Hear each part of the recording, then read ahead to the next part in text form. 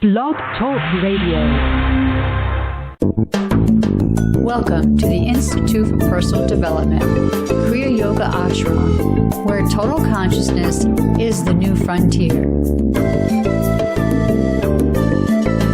Kriya Yoga is union of the individual with the divine. Join us as we explore the practices to initiate this process. Good morning. Welcome to the Voice of Yoga. Let's talk consciousness. I am your hostess, Lisa Winton, and with me is Kenny Choi, also known as Swami Jayananda, founder of the Institute for Personal Development, located here in Hampton, New Hampshire. Good morning, Swami. Thank you for being here today. How are you? Good morning. I'm doing pretty good today. How about you? Well, I'm doing great today, too. Thanks for asking. And we'd like to thank you all for tuning in. Today on The Voice of Yoga, we will talk more about the idea of a genuine spiritual practice with a rule and an outcome. In this show, we will expand on Mary Baker Eddy's statement, "But thought loosened from a material basis but not yet instructed by science may become wild with freedom and so be self-contradictory." Listen as we explore what is meant by preach the gospel and, if necessary, use words, because spirit is a demonstrable principle and testifies with deeds, not words. Welcome to the Voice of Yoga. We are talking consciousness. Join the Kriya Yoga Spiritual Advance to get the light in your soul and be one with the perfect Father. So, Swami, the title of today's show is Practicing the Principles of Perfection 2. What is it that you would like us to continue to learn in today's show? Well, the main thing here is that we understand that the principle of perfection is before thought and it is above corporeal sense, which means that it's not accessible to the mortal mind, the mind that we're using to get us through this lifetime. So the idea of practicing the principle of perfection really means that we have to think differently.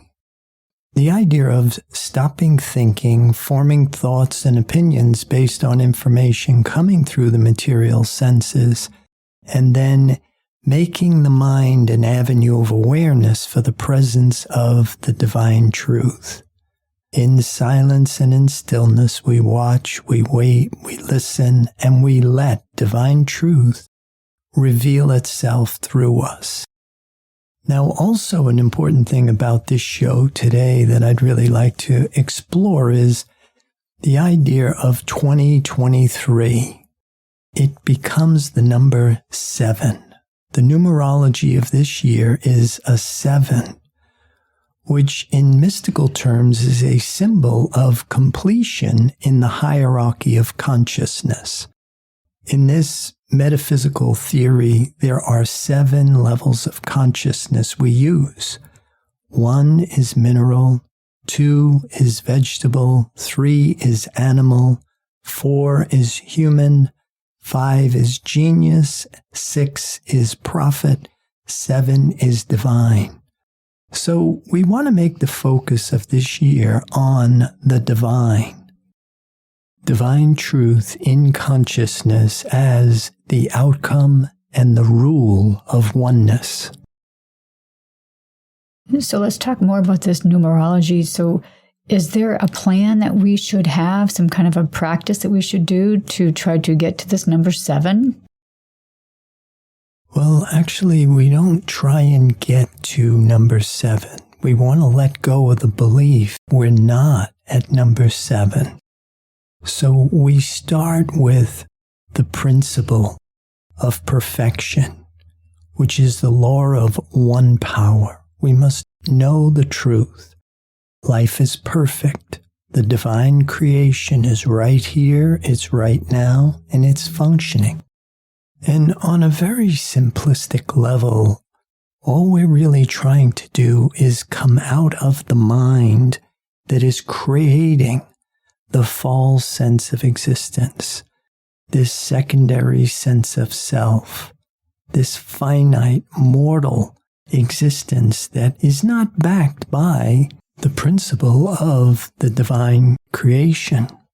And so The idea of stopping thinking, the idea of coming out of a mind that is creating this veil, this is what we would employ in order to practice the principle of perfection.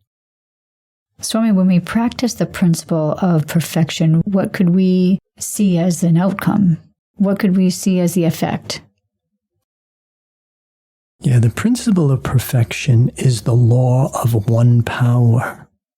And when we rise into spiritual truth, everything changes. Because in truth, one with God is the majority. And a very interesting dynamic begins to happen as an individual shifts into spiritual identity. It seems the standards change. In truth, conscious awareness of divine truth, one faces the fact it's no longer important or even favorable to be popular, at least until the collective consciousness comes out of the belief in matter. Maybe a better indicator would be the less people like what you're doing, the more you can trust what you are doing is real. Do you think that's what Jesus meant when he says the world hates me? Oh yeah, and where he said, they'll persecute you because they persecuted me first. The world mind is really threatened by the truth. The world mind gets its entire existence based on belief. It's a false sense of self. Fear is a defense mechanism for this false sense of self. And once we start to figure it out and we understand behind this veil lies the truth, the divine creation, the perfection of being. And then we realize what seems to be out there isn't there at all. It's just our thought about what seems to be here. You learn that spirit is a principle. It's a demonstrable principle. It's a law. But you can't be in a personal sense of self and have a command of it. The divine creation is going on right now. God can't give you anything because God is not withholding anything. God is running a perfect universe. We have to come out of the belief we are not one. We are not of this perfect divine principle.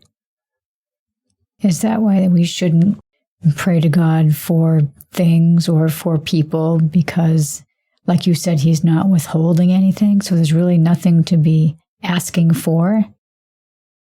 Yeah, God knows nothing about this secondary creation, this mental material thought loop we think we live in. One of the reasons why Jesus will say sometimes, rise. The perfection of being is above corporeal sense. And we have to find that place where our thought is the same as the divine idea. And if we're in this lower stream, this mental material belief concept, then we're at the wrong level of consciousness. And the divine mind, it's right here, it's functioning, and it's looking for its counterpart. And that's why we stop forming thoughts and opinions, and in silence and stillness we match the divine creative principle, because the language of spirit is silence, the activity of spirit is stillness. So in silence and stillness, we are creating that hospitable environment to invite divine truth into our awareness. Remember, like attracts like. We can't accept fear and limitation and expect truth and wholeness. We must accept spiritual identity. Truth and wholeness begets truth and wholeness. In our summary for the show, we have a statement by Mary Baker Eddy, and I'll read that. But thought loosened from a material basis but not yet instructed by science, may become wild with freedom and so be self-contradictory. So I'm kind of hoping that you could maybe break this down and summarize this for us. Yeah, what Mary Baker Eddy did with Christian Science just amazes me. But the idea of yet not instructed by science, most of religion today is built on belief, a belief in God, a belief in a devil. It's okay because that's the level playing field. We believe in God, we believe in good and evil, we believe in mortality.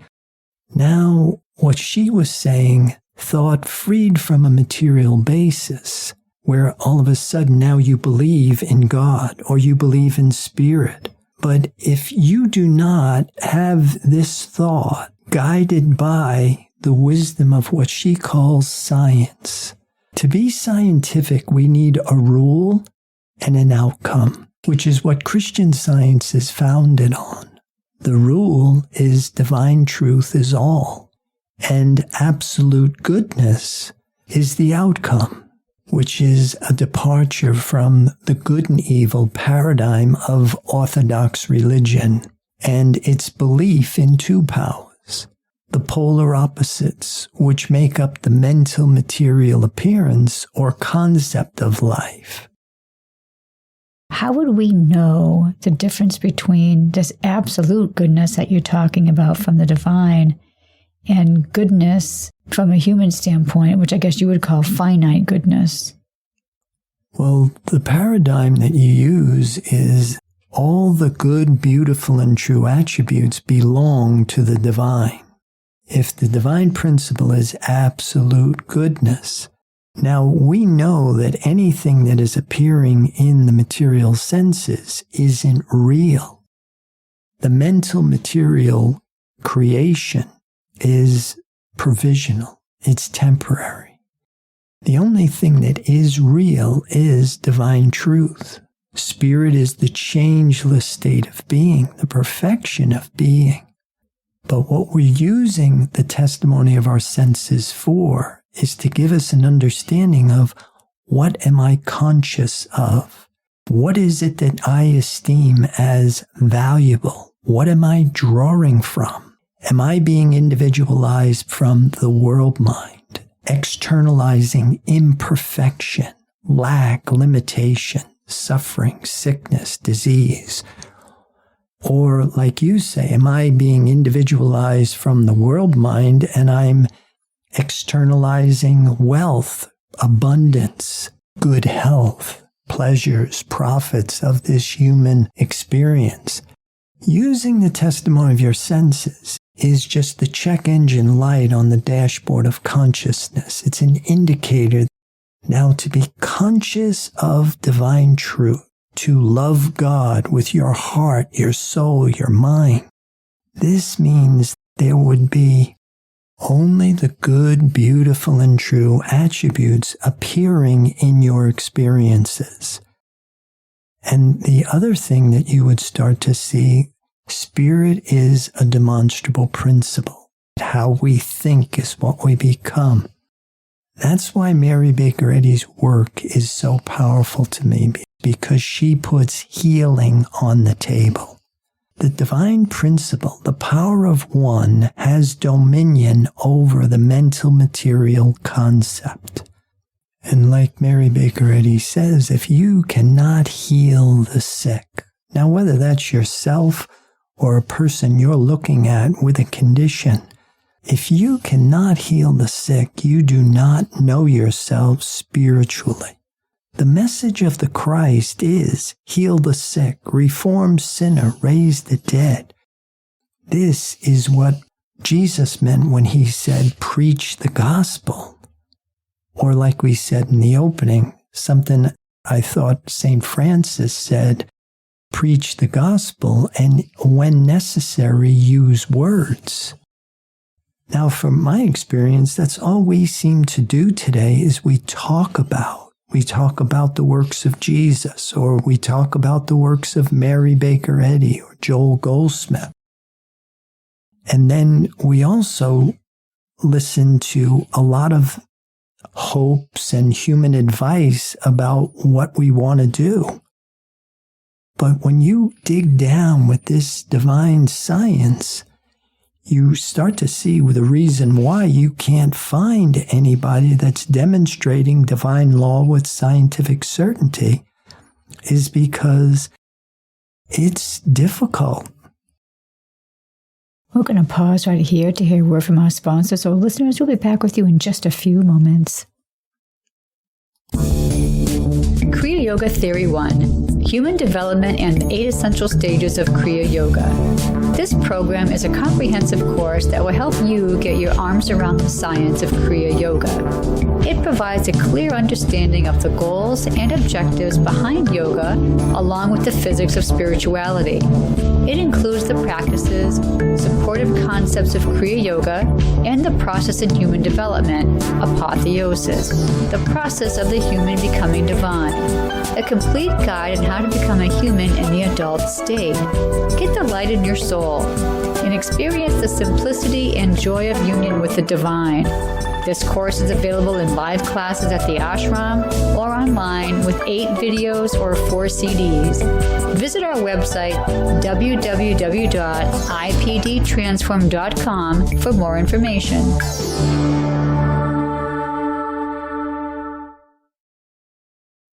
Welcome back. For those of you just joining us, you're listening to The Voice of Yoga, and we are talking consciousness. So you see we have some works here by Herb Fitch that we want to talk about the next half of this show. Would you get us started? Yeah, we want to talk about the Good Shepherd parable, the way that he explained it, and to really understand what he did with this. The Good Shepherd takes place in chapter 10 in the Gospel of John, and he shows you how those first 9 chapters of John are really the lead-in to get you to the point where you might understand what he means, what Jesus meant by the Good Shepherd. And to get us started, I have a soundbite right here that I thought maybe I would play. And it is from the Revelation of St. John, Class 11A. And if anybody is interested in the full audio file, you can get this at mysticalprinciples.com. I'll play it. And so when we come now to the Good Shepherd, I am the Good Shepherd, I am the essence of God, and I am your identity. The essence of God that you are is the Good Shepherd. 9 chapters of John have given you a clue that the essence of God which you are is capable of doing all of the miracles that appear in the Bible, and greater, if you believe on yourself to be that essence. And so he now explains to his own disciples what he has been training them to do, feel, to know. He has been giving them a life called living the presence of God as your own very being. He has taken out of the sky the concept of God and brought it down to earth. He has told those who would destroy his body that he's not in that body at all. He has told us that he is living essence, not a physical form, and if you destroy what you call a physical form, I will raise it up in 3 days. And the only reason I can do that is because there is no one in that form you're going to destroy. I am essence. But I am is your name. And if anyone were to destroy your form, you must find that consciousness which knows that I am not in that form. I am the essence of God. And I will raise this body up in 3 days. The same I that walks the water is essence. The same I that is going to be crucified is essence, and therefore uncrucifiable. This essence is revealed as the essence of all being, and there is no other. Now we have form, which is under the dominion of essence. Essence takes dominion over form. And when you live in essence, as essence, knowing yourself to be essence, the qualities of that essence, being present, are awakened and manifest, demonstrating the omnipotence of essence over form. So I see that he uses the word essence quite often in this soundbite. Is that just another word for saying spirit? Yeah, I think the same thing. What's really important is not so much the word you choose, is you have the association for what it is he's talking about. When he says essence or substance or spirit, he's talking about the invisible, intangible omnipresence. Spirit is everywhere now. And so when he says you are the Spirit of God, that the Spirit of God is your essence, this must open you up way beyond just seeing yourself as a finite mortal being. And then as you start to rise where you are able to accept yourself to be the spirit of this divine creative principle, then there is no personal self. There is no false sense of self, where the light of truth dispels the false sense of self. And all that is left, like he said, the outer world of sense and the inner world of spirit become one when divine truth is the only consciousness. That's why we're at the 10th chapter of John, and those first 9 chapters were really indicators of levels of consciousness or experiences we had to acquire in order to be receptive to what he's talking about now. Now we also have another soundbite, and I'll play it. The secret is coming very clearly now, that there are many forms, but one indivisible essence. And that one indivisible essence is the name of every individual who walks the earth. There is one indivisible essence, one being, and when you are aware of it as the substance of your being, you are one with the essence of everyone who walks the earth. When you are accepting people in their forms, unaware of that essence which is theirs and yours, you're under the law of humanhood. But when you are accepting that there is no second essence, no second self, you'll find yourself under the law of divinity. Yeah, coming out of the belief in the many and the belief in 2 powers, and then the idea of rising above the testimony of the material senses. This is all part of accepting spiritual identity and giving up the belief in mortality. Now, the next part that he goes into, which I really enjoy, is where he talks about the scripture. I am the door of the sheep. The door opens from one place to another, from the world of form to the spiritual kingdom, from unreality into reality. The door takes us out of mortality into immortality. This door represents your way of life and the degree with which one lives in the knowledge that the essence of God contains the qualities of God. The door is your essence everywhere, and only when you are willing to live in the everywhere-ness of your spirit, denying it to no one, are you living in the door, decentralized. I am the door. I am the door of the sheep. And then he tells us sheep have a double meaning, not just those following the spirit within, but the divine qualities, the divine ideas of the divine principle. The shepherd is the Spirit of God. The door is the infinite spirit realized. And the Christ, the interface between sense and spirit, and the sheep are the qualities of that spirit.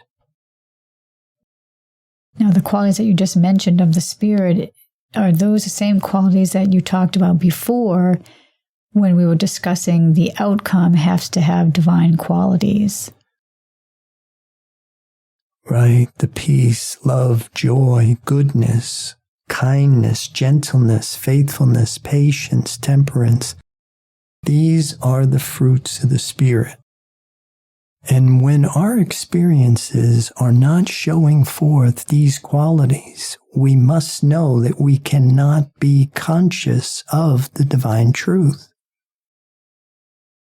So we have a verse here from John 10:1 that I think we could probably discuss a little bit about it. I'll read it. He that entereth not by the door into the sheepfold, but climbeth up some other way, the same is a thief and a robber. But he that entereth in by the door is the shepherd of the sheep. Hoping that maybe you can break that down for us. Yeah, the thief is matter or the physical illusion. The robber is mortal mind or the illusion of thought.